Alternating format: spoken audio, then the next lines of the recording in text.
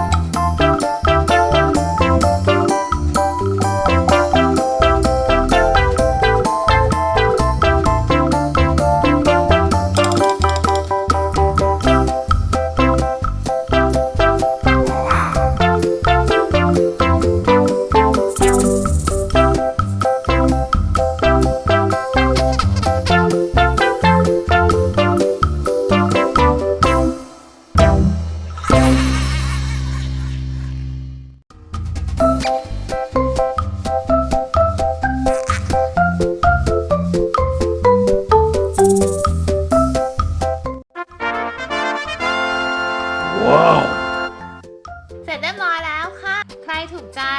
ช่วยกดไลค์กดแชร์ช่อง Bowvy ให้ทีเชอร์ด้วยนะคะอย่าลืมกด subscribe กดกระดิ่งให้ทีเชอร์ด้วยนะติดตามผลงาน